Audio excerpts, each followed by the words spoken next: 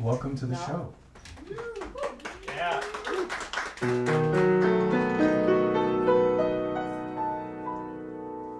Welcome to my show. Welcome to my show. Hopefully I'll share with you some things that I don't know. Welcome to my show. Welcome to my friends. One day we'll learn the ways to cut our ties and make amends.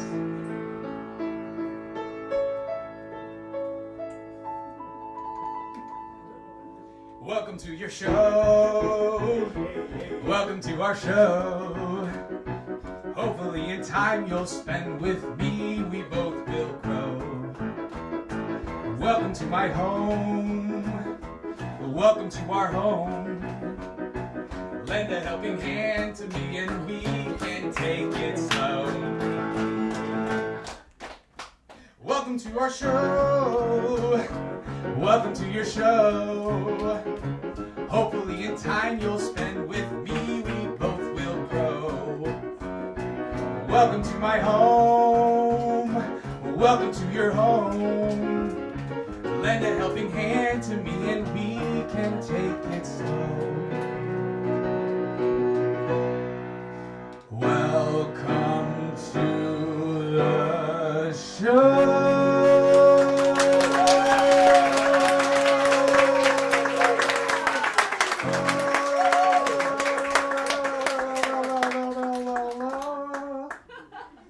Give it up for Tom Doris.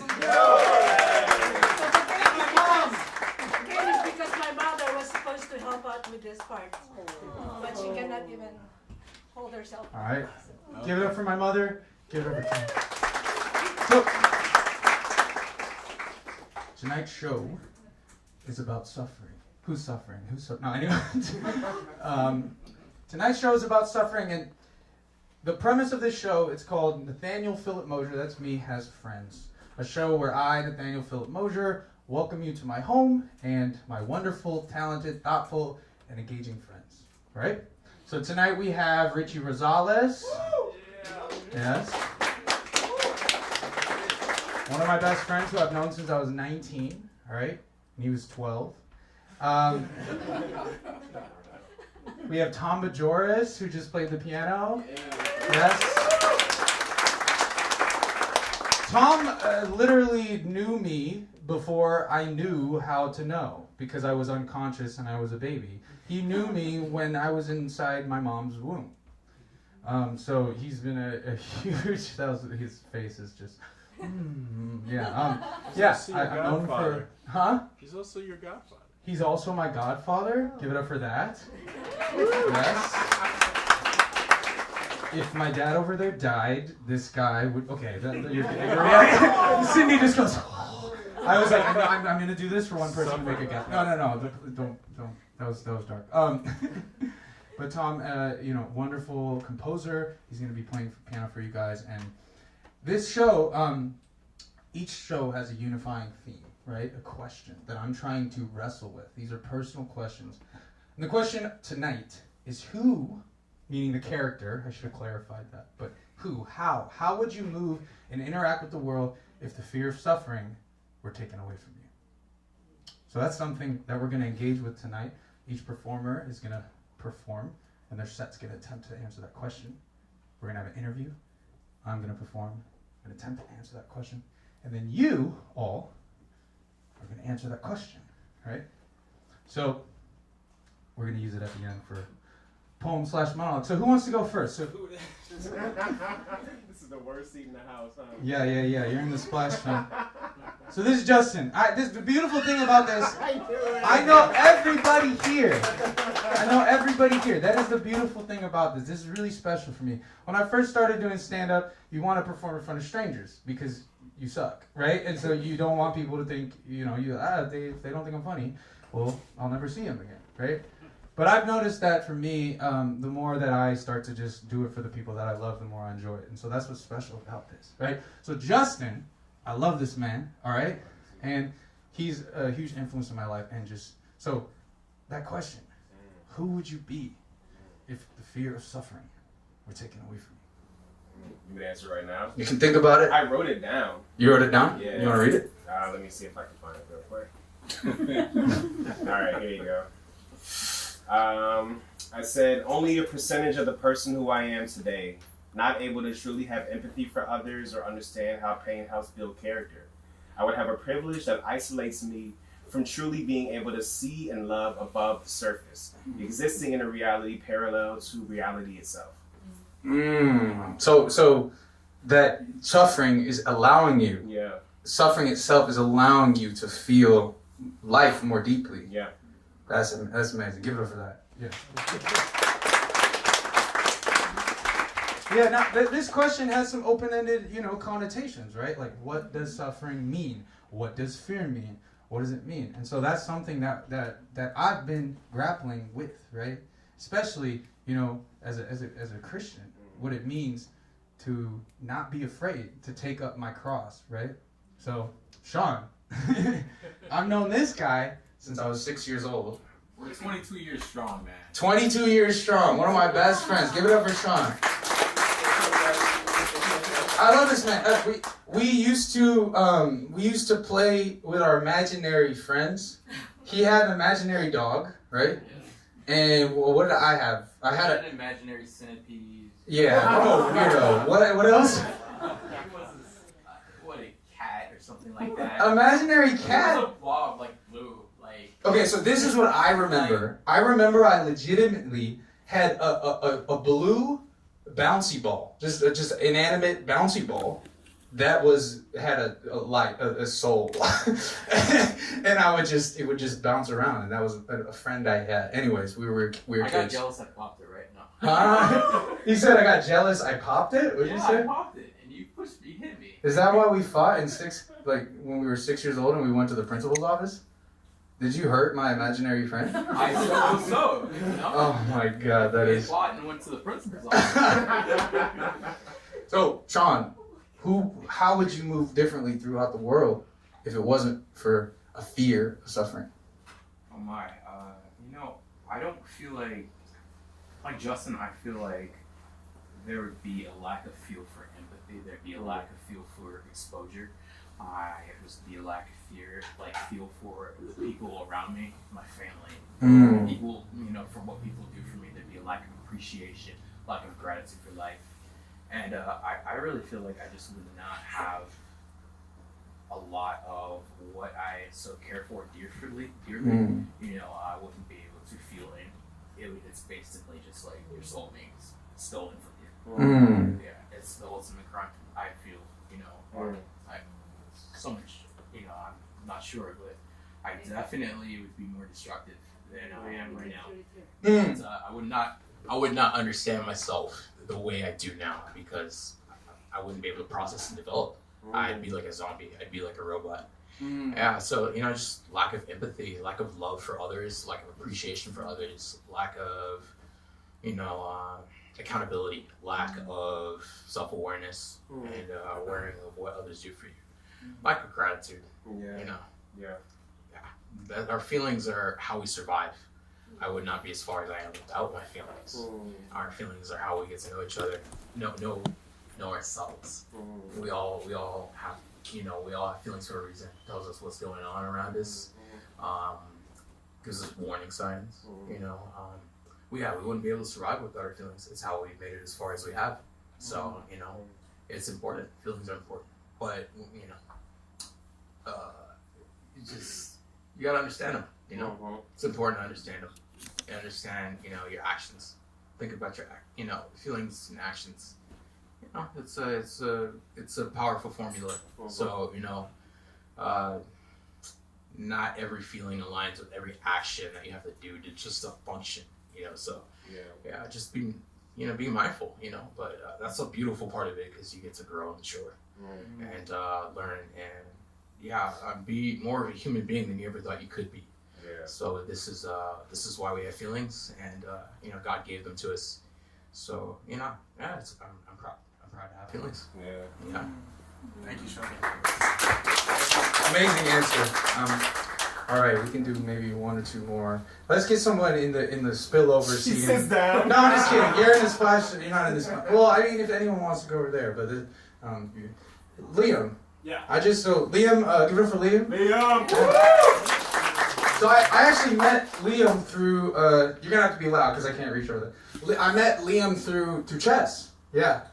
We play at a place called Tanner's, and yeah, I mean, I met so many people through chess, which sometimes brings about great suffering.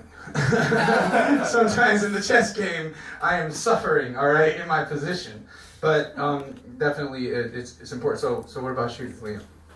I think the only thing this takes away is fear itself. Like, it doesn't take away suffering. It doesn't take away the actual feelings of emotion that you have. I think it really just takes away fear itself, and I think fear itself is fear of suffering, because anything you are going to fear harms yourself. So I think a person that would be without fear would almost be someone that takes no risks and almost it takes away all my inhibitions in terms of trying to become the best version of myself. I don't think it takes away from the pain that I've felt. I don't think it would take away from the pain that I do feel through everything, and I almost feel like I would feel more pain because of the lack of fear. But that wouldn't take away from the amount of things that I would experience and how full my life would be. Extended beyond that fear of like not getting to the school I wanted to, not winning a certain chess game, or just kind of, I feel like my life would be a lot more full without the fear, and it could lead to even worse things in terms of like even harming myself to the point of like not being around anymore, because there's so much theory of like if you don't feel pain, then you won't like, or if you're not afraid of pain, then you're more likely to like do something that could harm you to the point past that. But I don't think it would take away from any sort of suffering that I would experience. It would just be, my life would be full, but it would be a lot more dangerous. Give it over, Liam. Well, a question is an invitation to an adventure, a quest, right? And so that's what this show's about. And so our first guest, yeah, he's a wonderful piano player. You've already heard a little bit from him. And he's just such a big influence on my life, and not just through music, but through mentorship. And so our first guest is Tom Bajoris.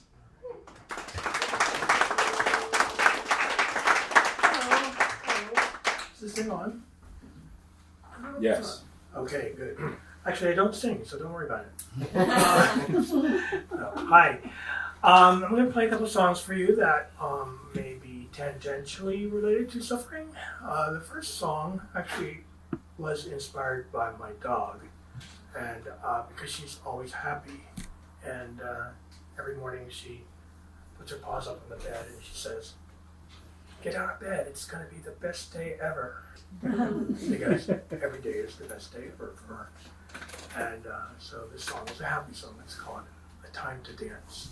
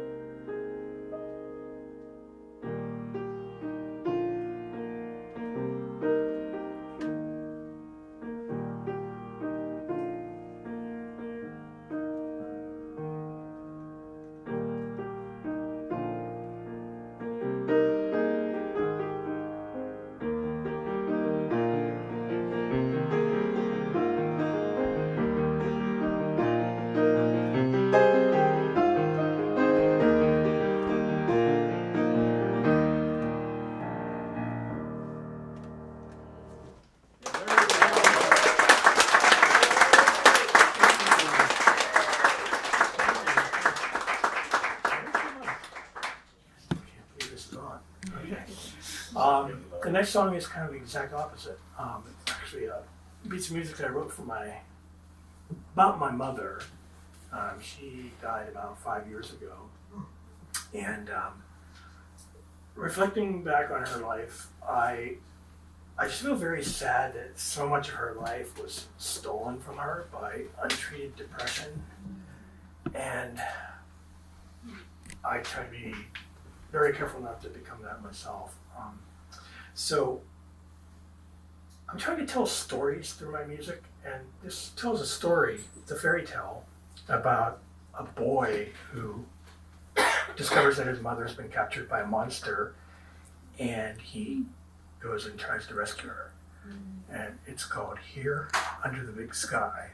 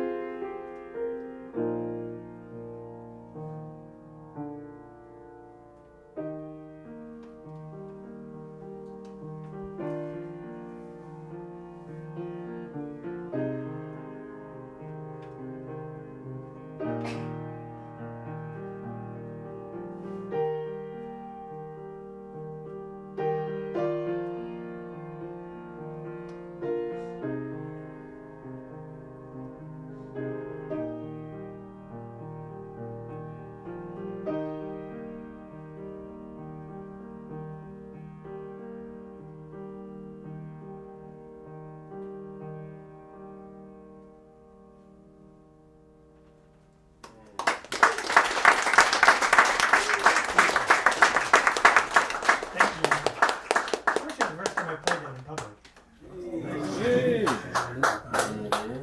So I have one more. And this one, a couple of years ago, a good friend of mine who's a very talented filmmaker came to me with this idea to make a music video about LA street art. And Los Angeles has a lot of amazing street art. And if you like just do a Google search for street art or murals, you'll find thousands of them. My roadie is working hard. So my friend went around LA and just took pictures of street art everywhere, and I took the pictures and I put them in a loop, and as I watched the loop over and over again, I tried to create a narrative around it. And as I was doing it, I realized I was actually writing the story of my own experience in Los Angeles. I've lived in Los Angeles for almost 40 years. So, you know, LA and I have been through a lot together. And I have a confession. I love LA. It's far from perfect, but you know, it's like a family. It's like it's got its problems, but it's family. So this song goes out to all the talented street artists and muralists of LA, and it's also my personal love letter to LA. It's called City of Dreams.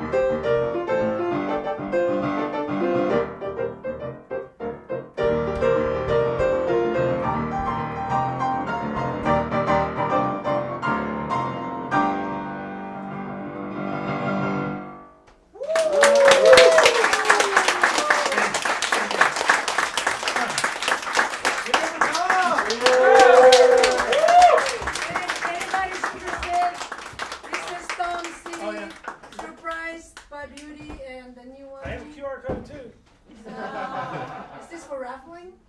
Just kidding. All right. Well, we're gonna do the interview part. Oh.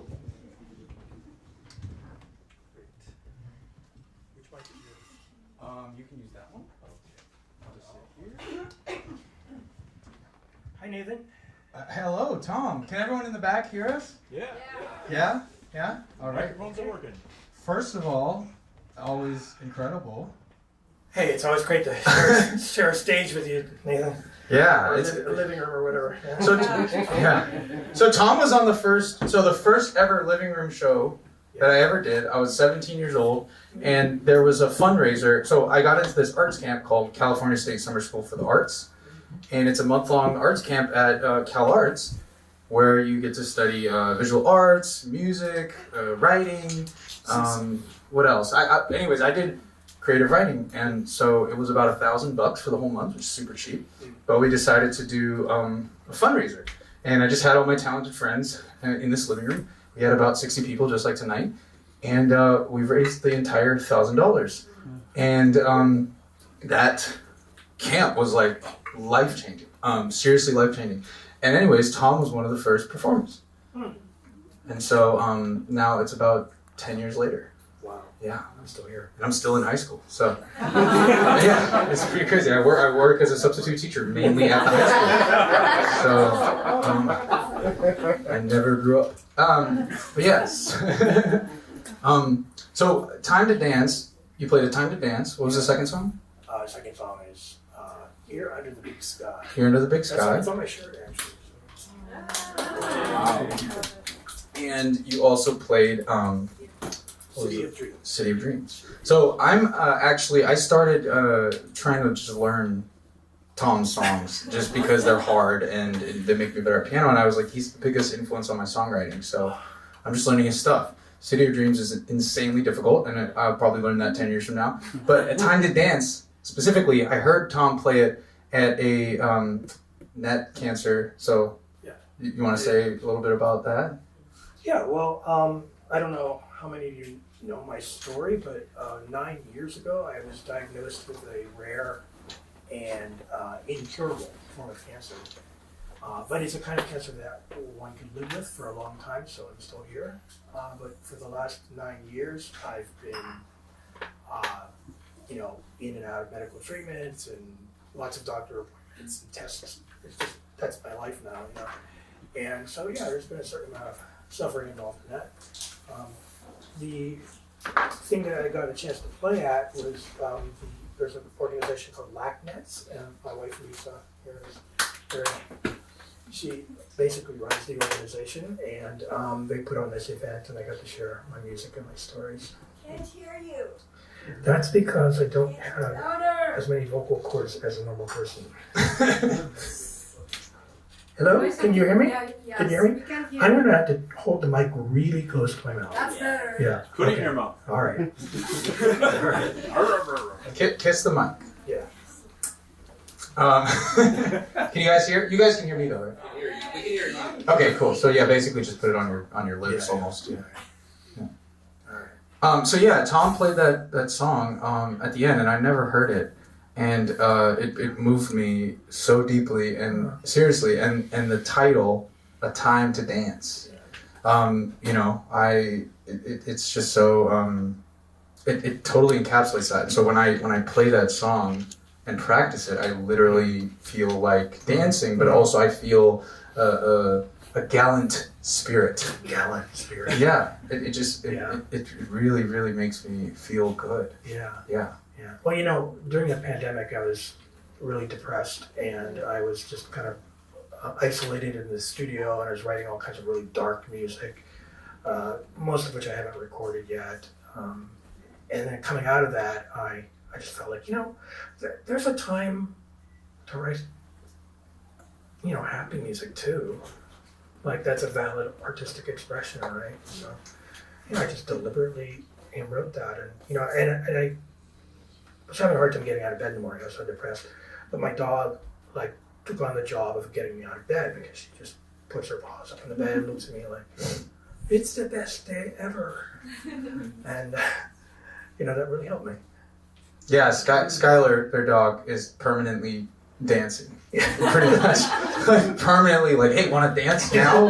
And Lisa's like, who trained you to be better than this? And Scott was like, we're gonna dance now. But yeah, what was I gonna say? Yeah, so how has it been? Yeah, trying to write, happy songs or trying to transmute what it is. I mean, you've shared a little bit about, like, I remember one time at your concert, you have Sorrow and Joy, 2 songs, but you have this chord right in between, right? That's not quite minor or major. And so you've dabbled in this sort of liminal space many times with your music. Yeah, suffering is just part of the human condition. We all suffer, and it's not so much about how do you avoid suffering. It's more how well do you suffer? Like, what do you do with it? How do you get through it? And for me, definitely music has been a big part of that. I think in my life, I look back over the last 9 years, I think I've written some of my best music ever. And it's not like, oh, you hear this music and you think, oh man, that guy must have been suffering. It's more like, I feel like, not to over spiritualize it, but I feel like God gives me this music to help me, to comfort my soul. And so I think my music, it turns out, actually has a sort of a healing effect on other people. And that's just been the most beautiful thing that I can ever hear is, like you said, my music touched you. And that's just, it may not be touching millions of people, but I hope that whoever does touch, it touches them really well. Yeah, I mean, it certainly impacted me by myself. And I read a book on writing from Kurt Vonnegut, and one of the concepts was just audience of one. Like, pick one person in your life that if you made them proud with the writing you do, then that's okay, right? And so for me, for him, his sister, if he made her laugh with his writing, then he knew it was good. And for me with music, if you like the song, then I'm okay with it. Seriously. And when you would email me back, like, I'm working on your song in the studio, and I'm like, I'm vibing out to it. Like, yes, now I know this song is good for me. It's good enough for me. And so you're that for me, for music. Seriously. That's cool. So, all right, so we'll wrap this up. How would you answer that question? Well, I think that if I was not afraid of suffering, well, first of all, it sort of asks the question, am I afraid of suffering? I mean, I don't know if that's really, of course, I prefer not to suffer, but it's something that's going to happen. Like I said, it's inevitable. And I just think that, I've learned a lot, actually, over the last 9 years about how to suffer. And I don't mean like, how does one cause suffering, but more, how does one handle suffering? And it really, I think, for me, has deepened my appreciation of beauty. When I first came back from the hospital, the first time I was in the hospital, Lisa and I were going for a walk around the neighborhood, and I saw a flower. It was like some ordinary kind of flower that I'd probably seen a million times before, and I just went, wow, look at that flower. It's amazing. And I want to have more of that in my life, and I think that suffering has actually allowed me to be a little bit more aware of beauty around me and to be more patient with people too. Because, if I'm sitting there in a car and the guy in front of me is like, he's texting or whatever, and he's not going at a green light, I don't know, maybe he's just got some really bad news. Maybe his mom is in the hospital, I don't know, So just try to be a little more, empathetic with people. I don't know if that answers the question. I think it totally answers the question, because when you say patience, it hit me, because patience literally means long suffering. Yeah. That is the etymology of the word. And so, just the idea that you can cultivate patience. And so to welcome suffering as a way to cultivate patience. So, well, thank you for playing your music, and as always, give it up for Tom. Yes.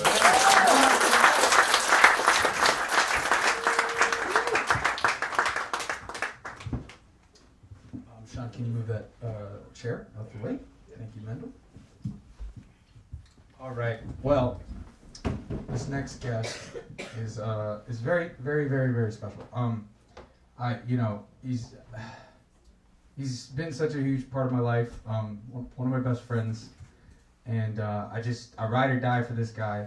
I told Sean and him, I said, when I get married, you guys can both be best men, but if you want to fight to the death, I don't know who's gonna win.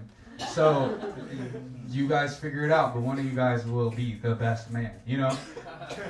But seriously, I love this dude, and I'm just honored to. I don't even want to give away how special this set is for so many of us. But he's a wonderful friend, a wonderful comedian. Give it up for Richie Rosales!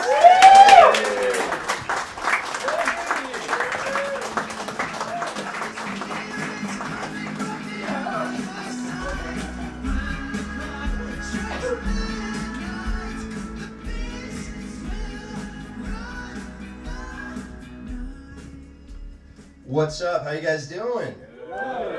Another hand for Nathan for just hosting this whole thing.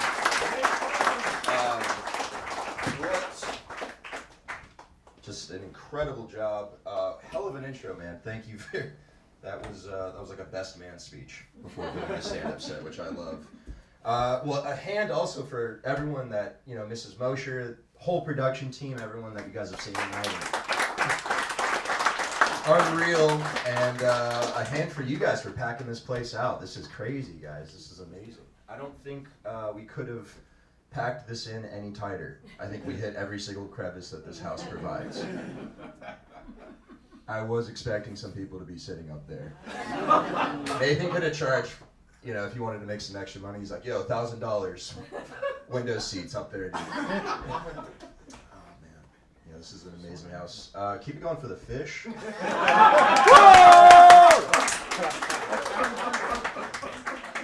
Nathan just low-key has prehistoric fish that went extinct, and we think they're gone, but they're right here.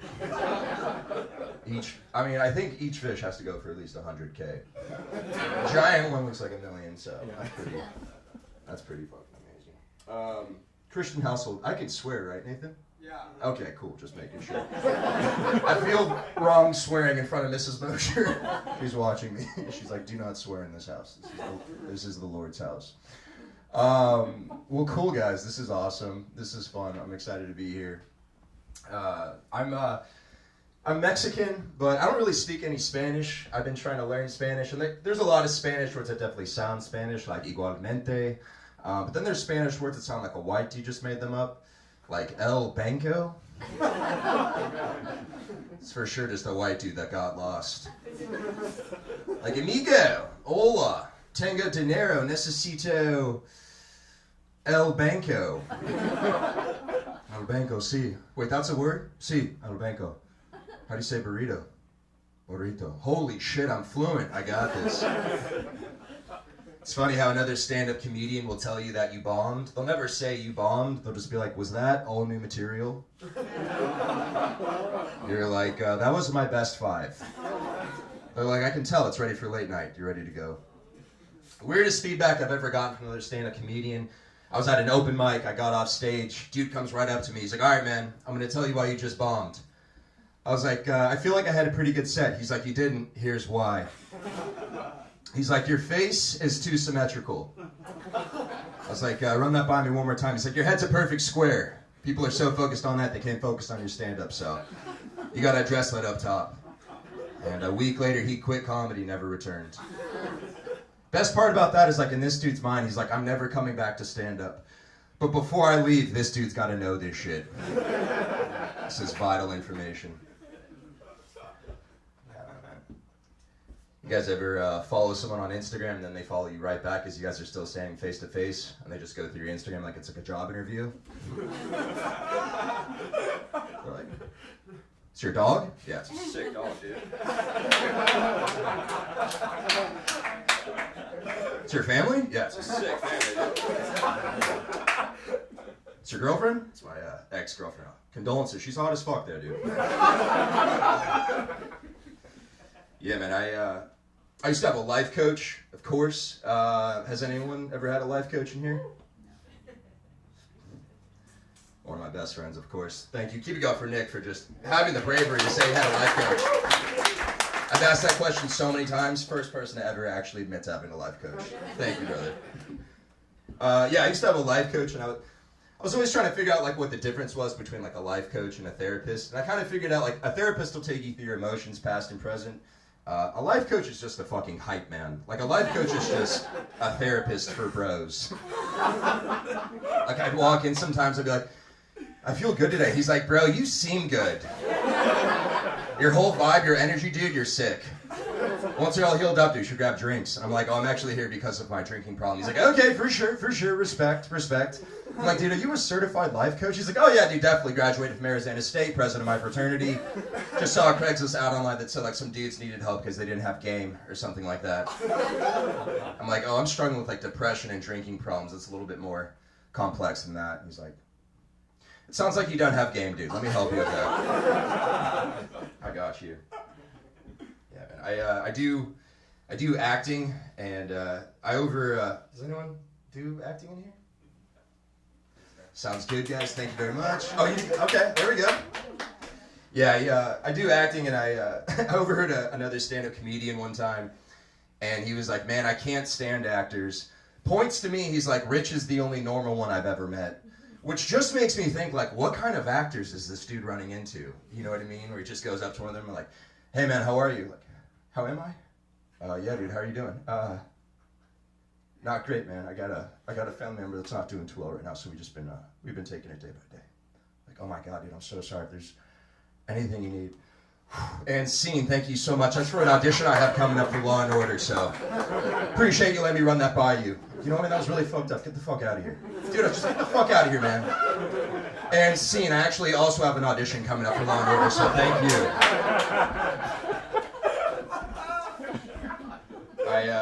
I grew up in a place called Del Mar, California, located in San Diego. Any Del Mar people? Shout out. My fucking boy again. No Martians. Let's go. That's two volunteers. I appreciate it. Yeah, man.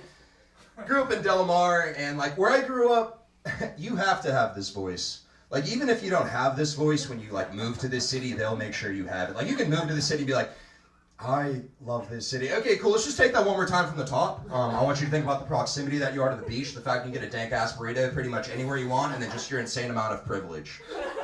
Let's just take that one more time from the top. I love this city. That was perfect, dude. Well done. That was awesome.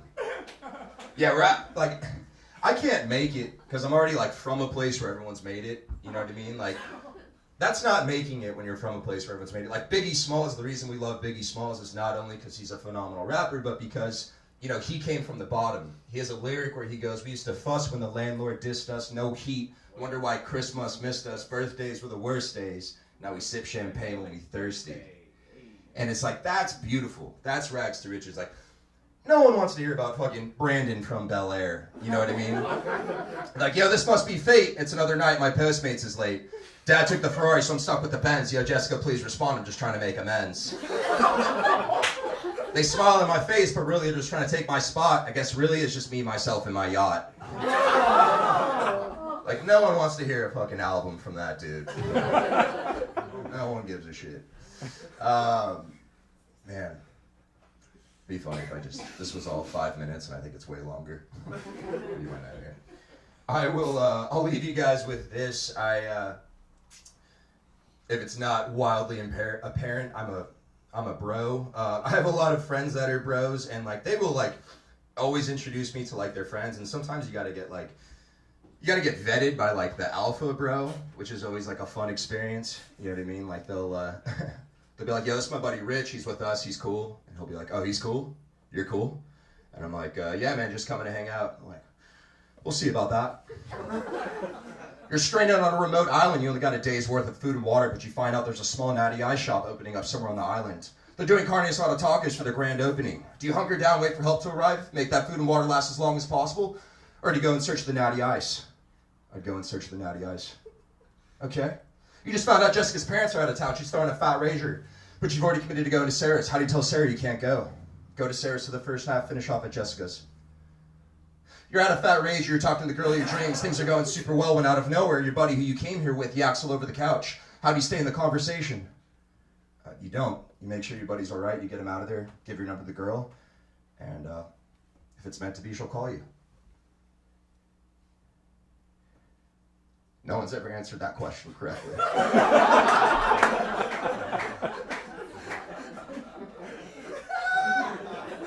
I want you to be the best man at my wedding. That's my time, guys. Thank you so much. Appreciate it. Keep it up, Nathan.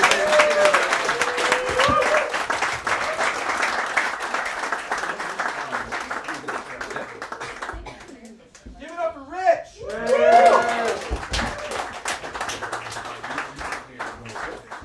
I feel like. Can I stand? Just because I feel like the piano cuts me off when I'm sitting. Oh, you have a good point. Very tall. Yeah. Any short kings in the house? Make some noise. Is that weird? It's kind of weird. What'd you say? Is this cool if I stand, or is this kind of weird? It's only weird for you. Okay, cool. Let's stand then. I made it weirder. So, I'm gonna announce this. I know you're embarrassed, but so I can't that was wait. What are you was about to was say? that fire? Yeah. Was that okay? We can gas him up, right? Okay, so That's why here's you didn't ask me beforehand. yes. So here's the special thing about this. So Rich calls me and he says, "I want you to produce and be like the creative director of me doing stand-up specials." Correct? So Rich and I met through stand-up, right? And he's always been amazing, right? Like, and we've been best friends. I said, "Why don't we just shoot this? You know what I mean? Like, why don't you do the show?" And you were afraid. Mm-hmm. Yeah. He was afraid to do the show. Still. And I said, why don't we make the special a documentary / special about you facing your fears and being a stand-up comedian again? Because you guys might not know this. This guy has 1 million TikTok followers and 200K Instagram followers. And you've delivered successfully 10,000 Postmate orders. What is this? You caught me off guard with that thing. 10,000, bro? No. What's it? You told me you were like, bro, I kind of want to do 5 I am more DoorDash. Yeah, I currently have 973 Uber Eats orders that I've completed. So I still plan on completing the last 17. That is my goal, is to hit 1,000. So I have to figure that out. Oh my god. But yeah. So Rich did stand up, always amazing. And then he did DoorDash for like 24 hours a day, saved up a bunch of money, shot videos nonstop, and then went viral. And then, the pandemic happened. We had we had a dear peer and comedian friend commit suicide, Jack Knight. Yeah, Jack. And he was like a pillar of our community because he was the first one to get tapped up. You know what I mean? Like, he was like first draft pick.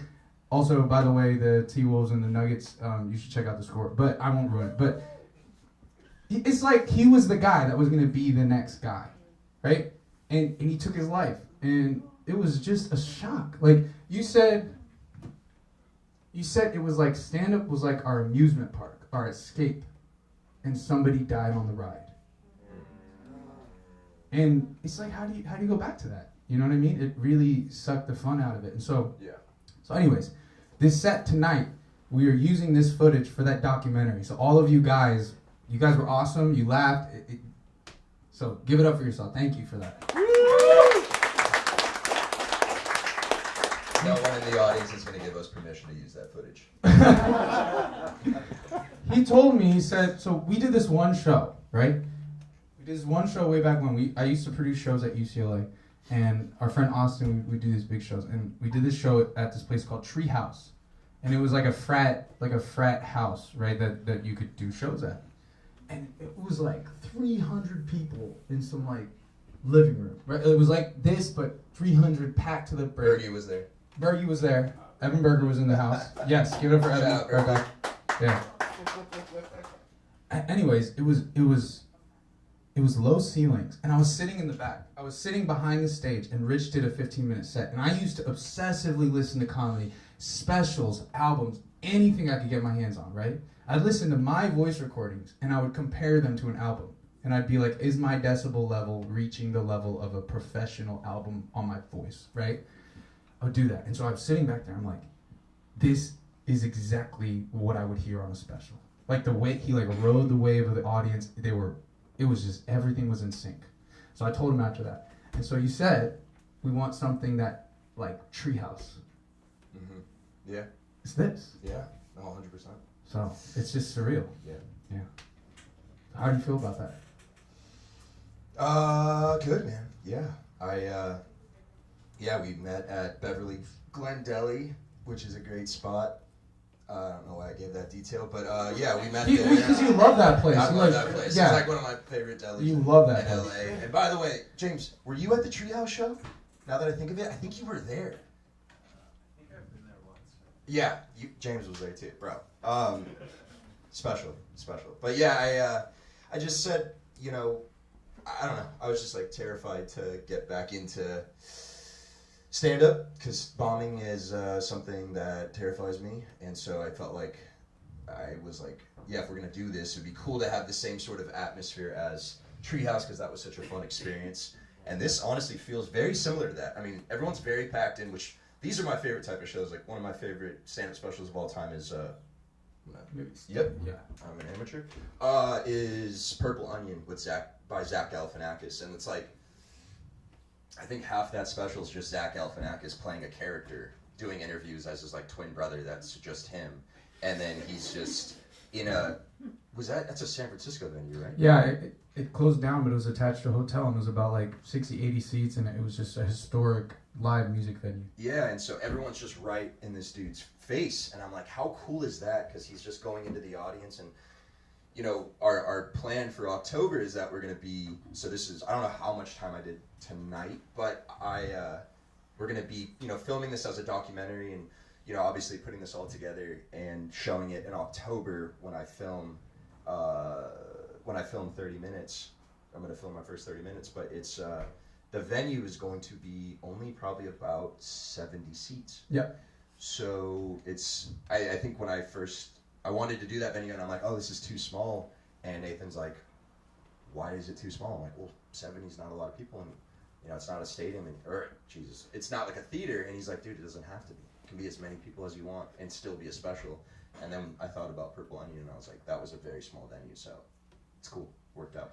Yeah, so I think this couldn't have gone better for you, and I'm super excited. Like, one of the things about our friendship, and I think this is just friendship in life in general, is that I don't think you'll ever be as big a fan of your stand-up as I am of your stand-up, and I don't think that I'll ever be as big a fan of the poetry I write as you are, because when you tell me like, bro, it's like.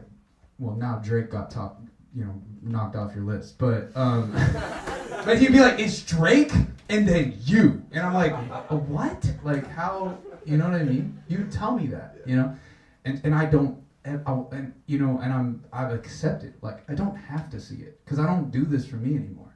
You know what I mean? Like, I got to do it for you, you know, and I got to do it for Justin, and Sean, you know what I mean? So, and God, like, so. So yeah, man, it's just like I'm excited for this journey, and you guys got to be a part of that. So thank you. Thank you, guys.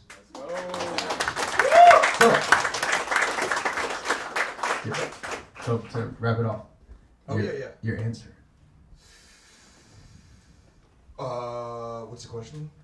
Who would you be if you weren't afraid of suffering? If I wasn't afraid of suffering. Jeez, I should have prepped this. Okay. If I wasn't afraid of suffering. I'm overcomplicating this. I think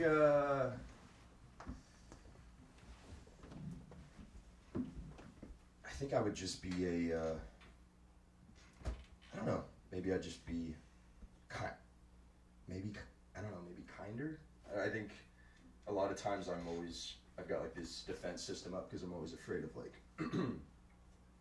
maybe getting hurt, and so I think sometimes I'm very closed off, which a lot of people don't get that. I don't know, maybe they do get that vibe from me, but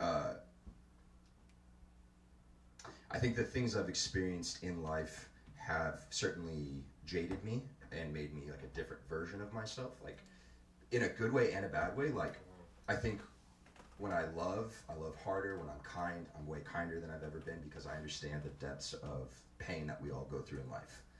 So I think if I have an opportunity to be kind to someone, I try to do my best to make sure that person feels good. But I think at the same time, I have like a natural foundation of trying to avoid pain in my life. So I'm constantly living in a lot of fear. So I think that's really the only thing that would be different. If I wasn't afraid of suffering, I think I would just probably be smiling all the time and running around and whatever, saying hi to people and stuff. So I just don't do that. But I guess I'm on my way, kind of. So that would be the answer. Well, I'm excited to Thank you guys for Nathan, guys. we'll be going for Richmond.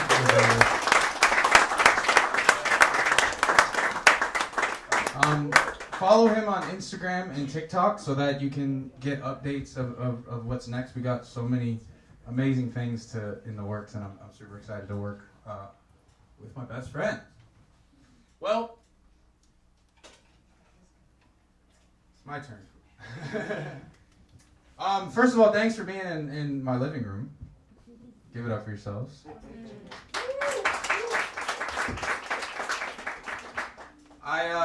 It's actually crazy. We did this house is beautiful, right? Yeah. We actually did a lot of renovations on the house. This is crazy. A little while back, we had like a huge termite infestation. We had to redo this whole living room. Well, actually, they told us it wasn't termites. It was carpenter ants. You guys ever get carpenter ants are way worse than termites because carpenter ants just won't stop building furniture.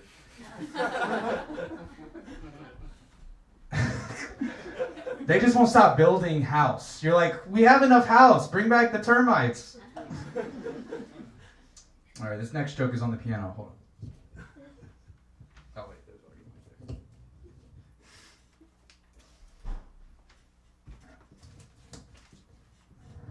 Some of you guys are gonna drive home tonight. You're like, oh, carpenter ants, they build stuff. Oh, shit. Dang, I just got that joke.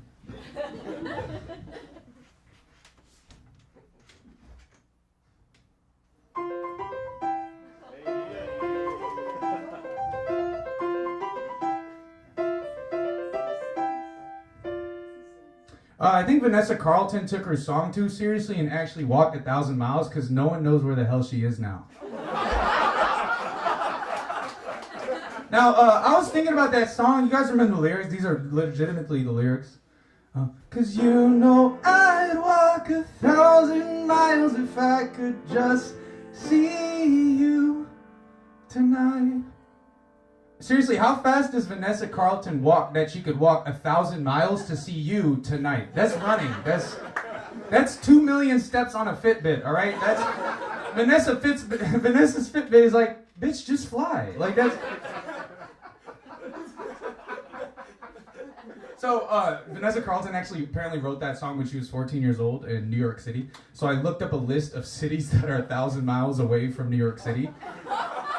Minneapolis, Minnesota, Meridian, Mississippi, Des Moines, Iowa, and Tampa, Florida. What pedophile did Vanessa Carlton meet in Tampa, Florida, who was so amazing that she would walk to Tampa, Florida? Or did she mean that, like, if she could see you tonight, then she'd proceed to walk 1,000 miles in a different direction? She's like, text her, hey, can I see you tonight? Yeah, come over. Hold up. I just need to walk to Des Moines, Iowa real quick.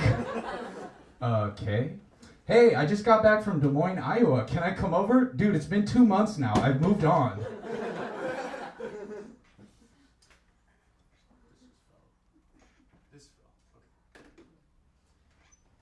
Yeah. I took piano lessons once a week for 10 years at $1 an hour on this piano, which apparently costs like $25,000. Dad, how much? Almost cost us our marriage. Yeah. It was 18,000. Anyways, that joke cost, that was a $38,000 joke. So, on behalf of my parents, you're welcome. That's right. No holds barred comedy. That's what I'm giving you guys. I'm making fun of Vanessa Carlton from 2002. I'm working on telling the truth, no matter the consequences. And Seriously, like there are certain things that I'm afraid to say, right? We really guys like, but you know, if I'm gonna do comedy again, I gotta tell the truth. Like I'll tell you guys the truth. I read Elon Musk's biography, and like it was helpful. And I was like afraid to tell people that because I didn't want people to think I was anti-Semitic. Like seriously, I was afraid to tell. Cause like I'm not anti-Semitic. I just read the book to learn how to make more money, which some anti-Semites would say makes me Jewish. So that's not anti. I read the Elon Musk biography while listening to Kanye West tweets read as an audiobook narrated by Kyrie Irving.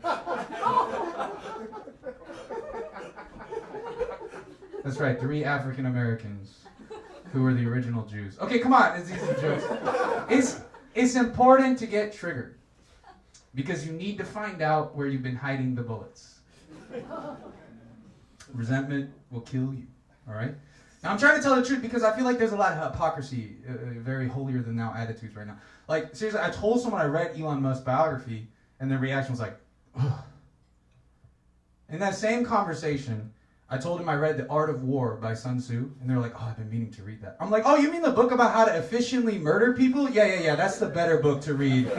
Not the guy that says mean things sometimes and build rocket ships. Like, that's, oh, yeah. Like, I'm not saying he's a good person, I'm just saying don't act like you're above it, you know? That's right, everybody's getting heat tonight. Vanessa Carlton, Elon Musk, Kanye, ain't no big 3, it's just big wheat, is how J. Cole should have responded.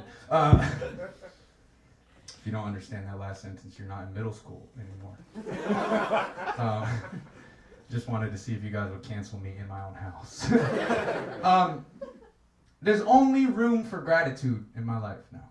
That's a decision I made. Only room for gratitude. That's why every time I have a conversation with someone like a cashier, whenever I say goodbye, I always go, have a nice day, or else.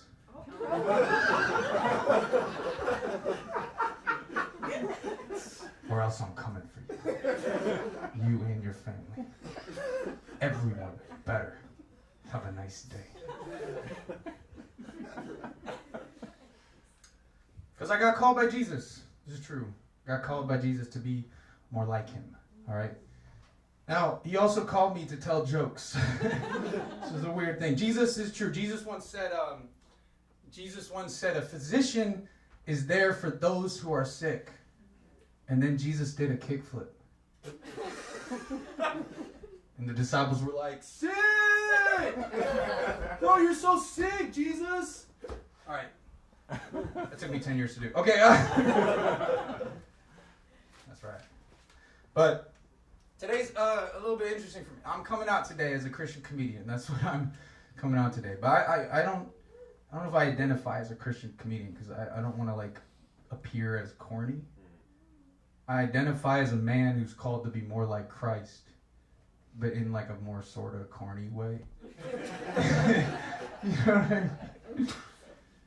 This is true. Okay, so I struggle with 2 things as a Christian comedian. All right, I struggle with 2 things. There's 2 things as a Christian comedian that come for me. First one is cursing. Cursing. Do I curse or not? And being dirty. Now, cursing. Here's the issue. Oh, it sounded like I brushed off that. Okay, well, I'll get to the being dirty. But cursing, here's the issue. It is written, do not let any unwholesome talk come out of your mouths, but only what is helpful for building up others according to their needs, so that it may benefit those who listen. So, I wrote this joke, and it's about a curse word, but I think it's edifying. And I don't know if it works unless I use the curse word. So I'm going to try it with you guys, and you guys can let me know if it was edifying. Okay, this is the joke. It's really dumb. I realized my new goal in life is to be that motherfucker. Because I was thinking about it, like, is motherfucker a good thing or a bad thing? It's like both, right? Because it's weird. You can be like, it's colder than a motherfucker. But you can also be like, it's hotter than a motherfucker. So I think to be a motherfucker is to be an enlightened being because you have limitless possibilities. So I think Jesus is a motherfucker. Okay, so like that...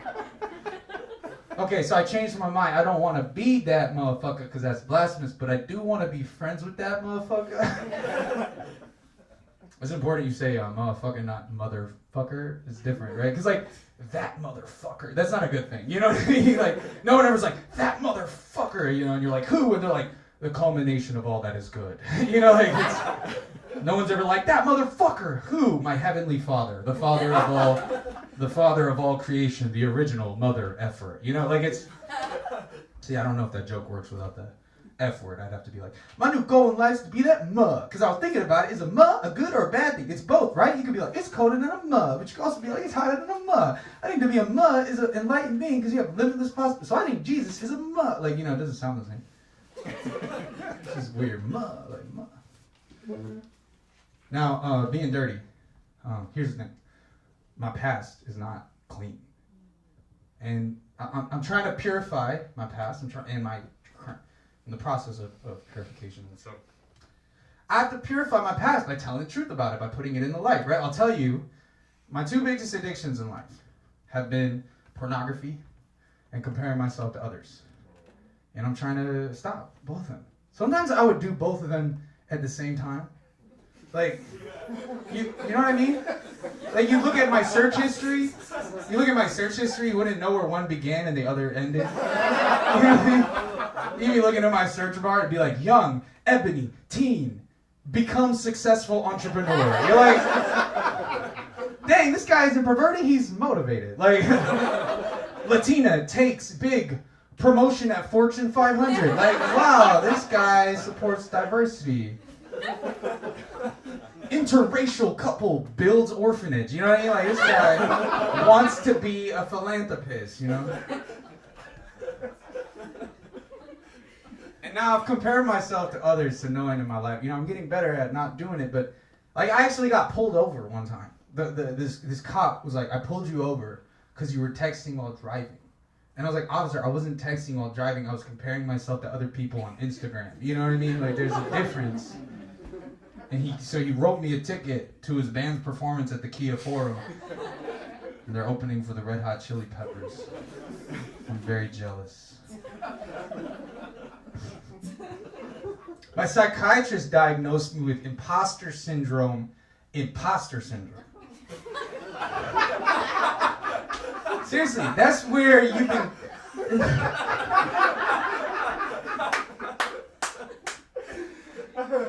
I'm serious. Okay. Oh, this condom fell off. Okay. Unprotected jokes. Okay, so...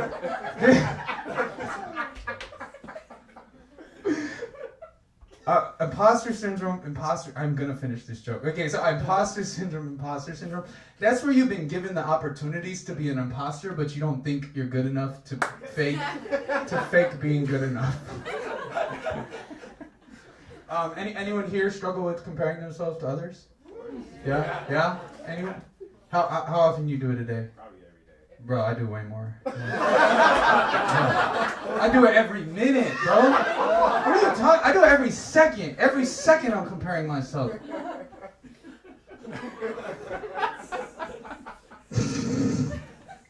They say don't compare, compete. All right, that's what I've been living by. So I joined a recreational basketball league. And what I learned is that I'm not good enough to recreationally compete in the sport of basketball. My new goal is to get injured at every pickup basketball court in the country. No, I got cut in high school. And I'm still trying to make the team. So if you guys know when tryouts are, I think I still got a shot. I think the truth is I should have done musical theater in high school, but I was too busy playing sports. But I was getting benched. But I would still use that as an excuse. If High School Musical was about me, I would have been like, Coach, are you sure I can't audition for the Big School Musical coming up? He's like, you're definitely not playing. You're definitely on the bench. Are you sure you don't need me? What if we're up by 30? Even if we're up by 30, I'm definitely not playing. In fact, Vanessa Hudgens is actually cheating on you with the starting point guard, so I thought you should know that. Now get out of my face. You're cut. I think the problem is I don't know how to trash talk unless I have a microphone. You know what I mean? That's my issue with that. You have to trash. In real life, when I try to think of trash talk, I just think of the worst things to say. Like I start attacking their character. Like it doesn't work. Like during the pandemic, I was playing a lot of basketball with these high schoolers, right? And they would be trash talking me while they're playing, and in my head, I would just start trash talking their future. I'd be like, bro, after you graduate high school, you're going to play ball at community college and quickly realize that it's too hard to juggle your half-dead hoop dreams with the burgeoning sense that you need to find a real job so you can survive in the real world. And halfway through deciding that you're going to pursue a business degree and get into real estate, you meet a girl who takes you on a whirlwind adventure to San Diego, and you discover a childlike joy through a trip to Legoland. And you transfer to San Diego State to live with her, but quickly realize that your relationship is unsustainable because differences in the way that you were raised are manifesting as fights that mainly happen in the kitchen. She tells you she needs a break, and you impulsively blurt out, "I only moved to San Diego for you!"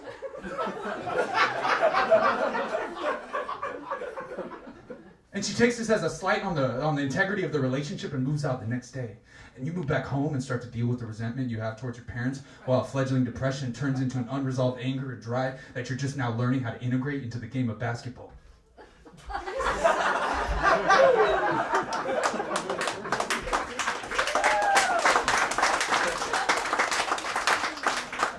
I just broke your ankles and your life down.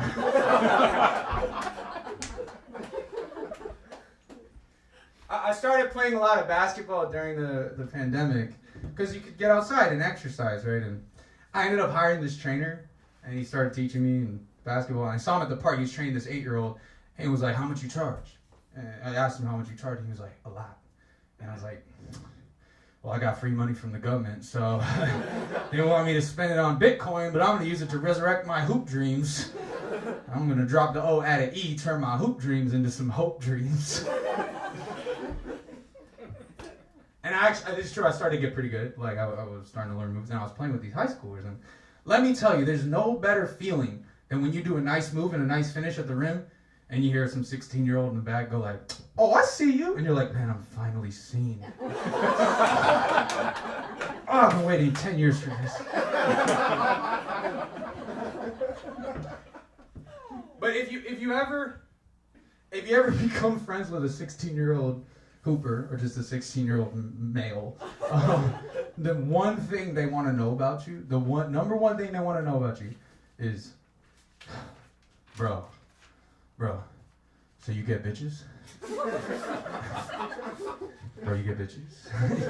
So I'm like, yeah, unfortunately, yes. Women are a distraction. Stay in school and don't do drugs. Also, don't date white women. Why? They got too many options. I actually told that to a 16-year-old. But that's the truth. All young adolescent men care about is, do you get bitches? That is.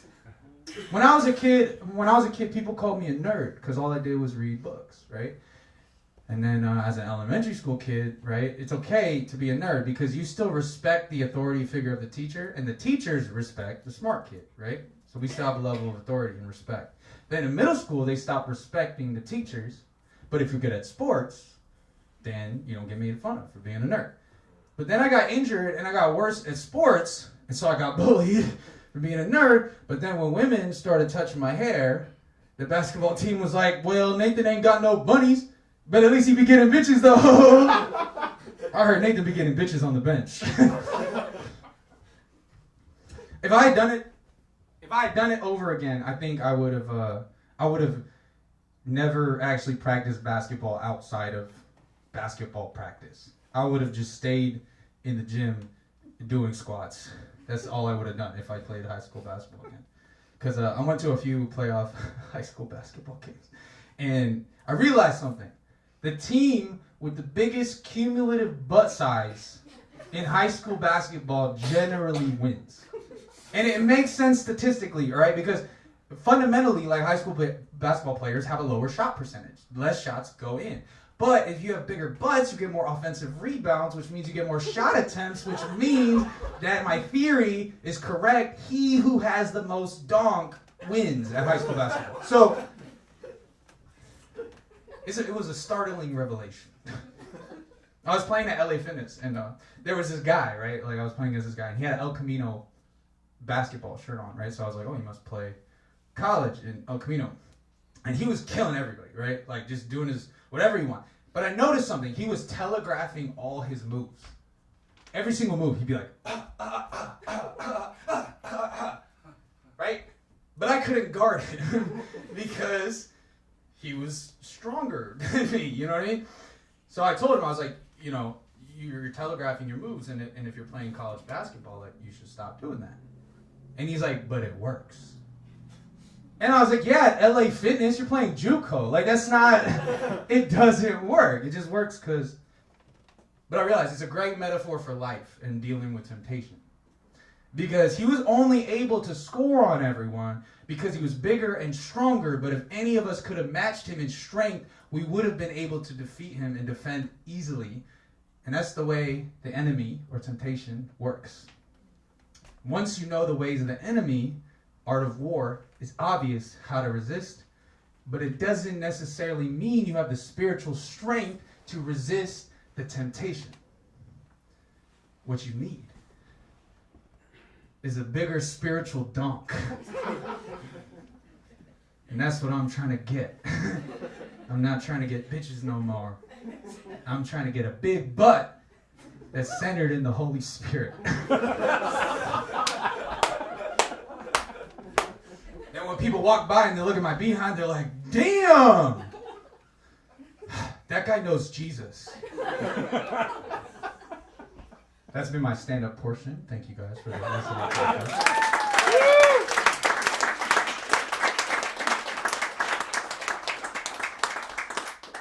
Now, I'm going to play some songs for you guys. All right? Let's check the time real quick. Okay. Sorry, we ran a little bit over, but bear with me. Okay. So, this is a cover of a song that it's a family friend, and it's a cover that he wrote, and it's a beautiful song, and it's a mashup, and it's called Yosemite / The Song That Never Ends. So, and I'm tell me if the levels are all right with all this, okay?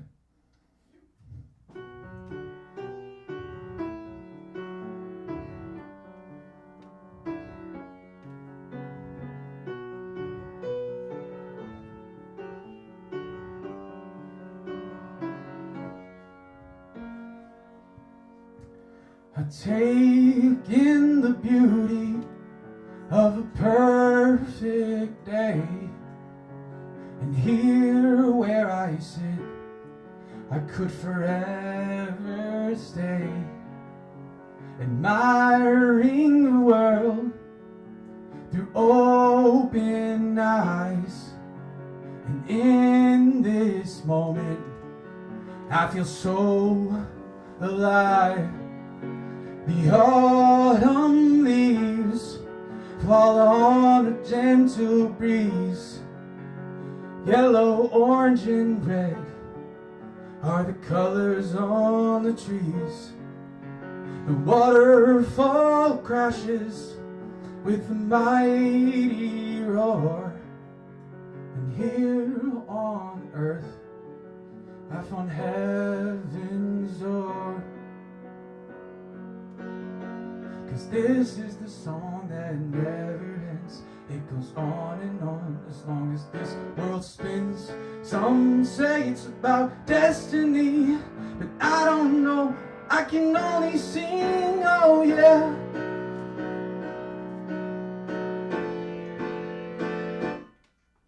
The wild winds, it howled and blew. It shook the town and the tower too. People called it Judgment Day. It came down with a pouring rain. The choir sang and the women cried. The children ran and the soldiers died. And history will come again, just like the song that never ends.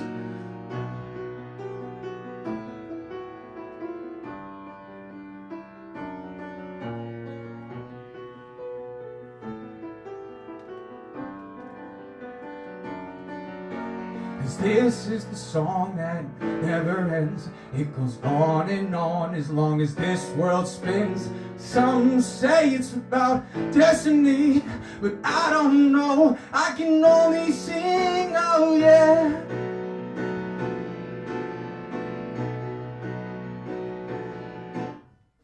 flowing down the river, and I don't know why. I stare at the moonlight with a glimmer in my eye. Time stands still, but only for a moment. And I know this circle will never be broken. It goes on and never ever dies. The river made the valley, and everything is alright. 'Cause this is the song that never ends. It goes on and on as long as this world spins. Some say it's about destiny, but I don't know. I can only sing, oh yeah.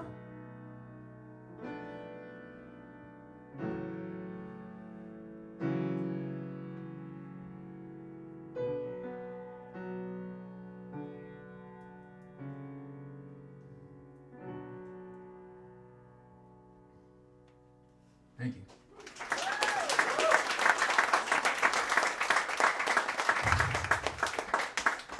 This song is very special for me. I'm going to bring up for this next song Tom Bajoris again.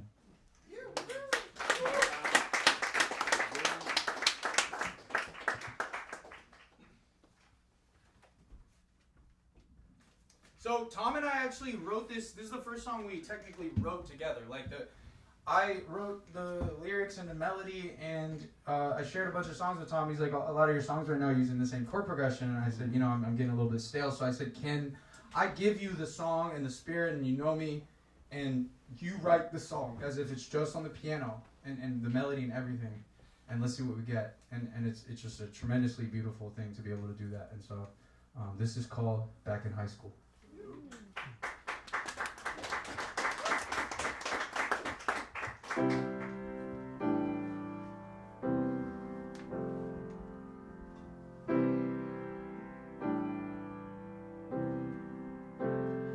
Back in high school, I was not yet a man. I didn't know that everything was part of a plan. Back in high school, it was just a routine to look at everybody else and ask what it means. Try and hold on way too hard to get some relief. When letting go is all that I needed. Back in high school, I was just 17. Thought that I would be on top before 23. Back in high school, I was barely 19. Spent it all on making it and thought it came cheap. Thought that I would make it beyond my wildest dreams, but now I know that's just fantasy. But nothing comes fast to those who wait. But running fast makes my ankles break. I ran as quick as smoking gun, living fast and dying young. Man, I love my self-esteem on pretty girls and lucid dreams. Tried to get back up with pride, but everything inside me died.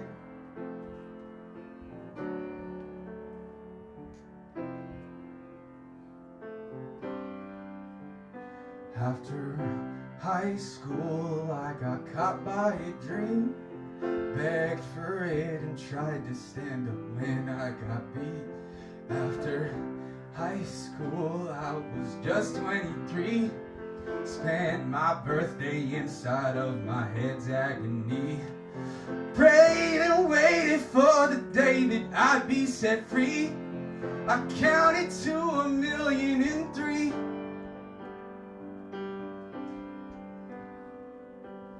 When you reach your dreams, you realize your arms are a little bit longer now, just long enough. And your jump is a little bit taller, a little bit higher, just high enough. And you're just a little bit taller, just tall enough. And you're old enough, and now you're just a teensy weensy bit wiser, but you're just wise enough. When you reach your dreams, it's like you caught the golden snitch in your mouth. And you can feel it on your tongue, between your teeth. You can taste the metal, the gold. It tastes a little bit like blood and magic and tears. And you can taste the dirty fingertips of the spellbound blacksmith who built the dream that was yours to take. You can taste death, release, fruition, completion. It is finished, done. It is done, but you are not done. You are just grown enough, tall enough. You can reach high enough, but you still have to reach. But now you can touch the top shelf. You don't need a stool or mom's help or dad's permission or a harebrained scheme to reach the cookie jar. No more tiptoe, no more wobble and fall, no more balance creeping slowly on the broomstick ready to jump. When you reach your dreams, the cookie is so delicious in your mouth. Tastes like late night Denny's, Dionysian and gorge sustenance, raw desire, dust, gold, blood, sweat, tears, magic, drunken pleasure with a little bit of milk and Nutella. Now that you are just a little bit taller, a little bit stronger, oh so slightly wiser, you can eat cookies whenever you want and you can devour them because they are undeniably yours. And now, all you have to do is worry about feeling just a little bit, just a teensy-weensy bit, just a tad bit too full. Nothing comes fast to those who wait. But running fast makes my ankles break. I ran as quick as smoking gun, living fast and dying young. Spent all of my self-esteem on pretty girls and lucid dreams. Tried to get back up with pride, but everything inside me died.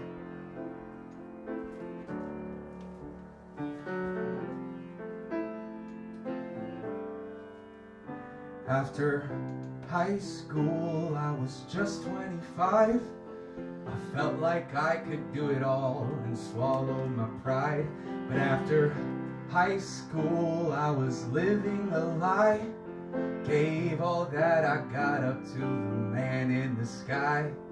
If I trust in him, I swear I'll know I'll be fine. My darkness can't sit still in the light.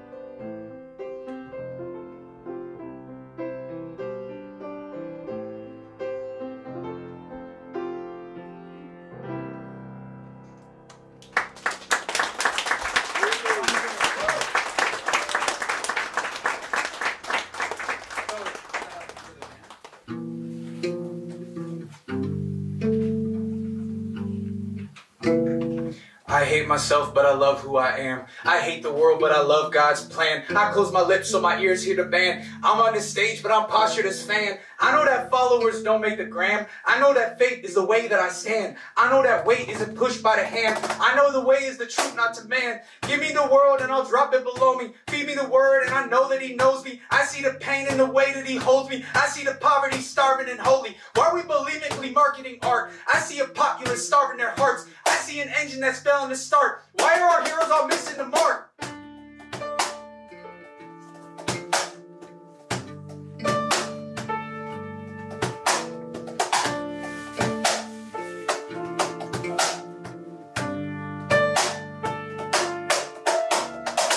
Heights that they fly to so far. Hit it, then spill it, then crack into stars. I want the cosmos to fill up my arc. When I depart, don't he rest, he's apart. No wonder idols get broken before us. Wanna be all-knowing, then he ignores. Why are we preaching with no cross to bear? Going to sunlight at rain isn't fair. I'm tired of acting like wheelchairs walking. Tired of acting like moaning is talking. Tired of acting like stitches ago when people are dying from life they don't know. I got the way and the truth and the light. They spayed and neutered the soon to be bright. All of this sugar just fattens a calf. We slaughtered the half on the way we went back.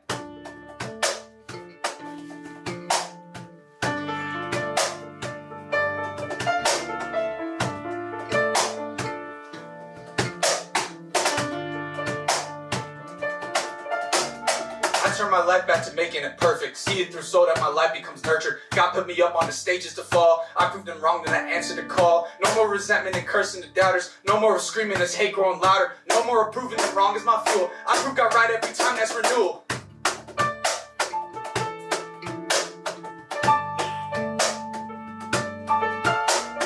No more resentment resentment and cursing the doubter. No one is screaming of hate growing louder. No more approving them wrong is my fuel. I prove it right every time, that's renewal.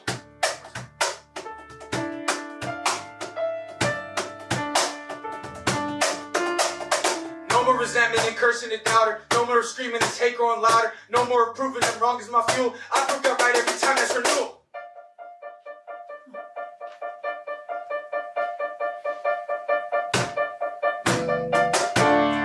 Give it up for Tom on the keys. Levi on the cajon. Levi on the Nemo Williams on the bass. Gary East on production. Jason on the camera. Callie on the camera. Lupe on the sound and camera. Richie Rosales for being my best friend and performing. And give it up for all of you for making this night possible. So, here are some of your answers to that question. Who would you be if the fear of suffering were taken away from you? I would be bold. I'd be Bobby Fischer. That's you, Liam. Jordan in the back. Evil Knievel or a member of the cast of Jackass. All right. Steve-O. Only a percentage of the person who I am today not able to truly have empathy for others or understand how pain helps build character. I would have a privilege that isolates me from truly being able to see and love above the surface, existing in a reality parallel to reality itself. I would be happy and shining so bright. I would be incredibly outgoing and loud. I would be okay. And I would accept my life as it is and see it as incredible. I'd be Mother Teresa. I would be a praying mantis. My connections with people would be more fulfilling. I would be a contestant on The Amazing Race. Go do that, whoever that is. Do it. I would be more popular. I would be Buddha. I would have asked out more people. Go ask out people. Come on, after this show, this is your cue. I would be someone who gives away everything I have and always speaks honestly from the heart. Do that. I'd be a thrill seeker. I'm there with you. I'm scared of a lot of things and I'm trying to do that too. I'd be unstoppable.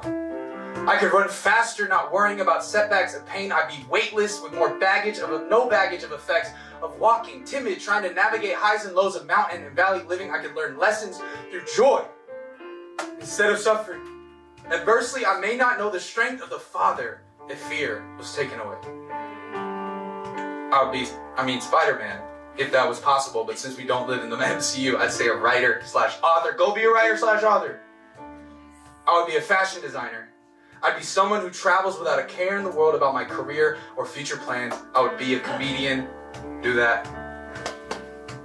I would be a pastel artist, traveling the world, being inspired by the areas to create and share my art. Those are your answers. Do it. I implore you. Don't live in fear. Well, that's been the show. And I'll give you some announcements about what's next. But I'll have you know, every show now, I write on my wrist the question I'm trying to answer. And on my, right here, I write my intention for the night. And I feel like this is an adequate way to send off the night. My intention for tonight says to donk my position. So leave with a renewed big butt in the Holy Spirit or however you conceptualize God. And go tackle your fears about suffering. That's been my show. Thank you guys so much. I'm gonna tell you guys what's next, so stay tuned, all right? But I just want you guys to give it up for yourselves. Thank you so much.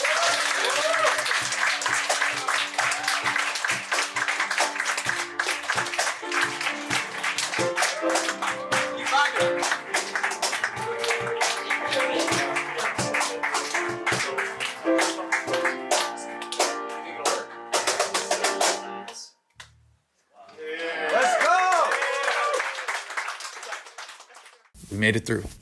I really hope you enjoyed this. Thank you for watching. If you want to support, subscribe to this channel. There's going to be lots of stuff coming really soon. Support my Substack. Subscribe for free. Find out where I'm going. Send me an email. Those links are in the description. But if you want to pay, I need the help. Comment with answers to the question. Interact. Say what you think. Call me ugly. I don't care anymore. I want to get out there, meet everybody. I need help. I'll be honest about that. I need money and manpower. This costs a lot to produce and to put out there and to edit, and I can't do it all alone. I just don't have the time and manpower to do everything that I want to do, and I want to make things with my friends. I just have such a better experience when I let everybody do what they're good at. And so there's Venmo, Zelle in the description. I believe YouTube allows donations, which I'll try and figure out how to put as well.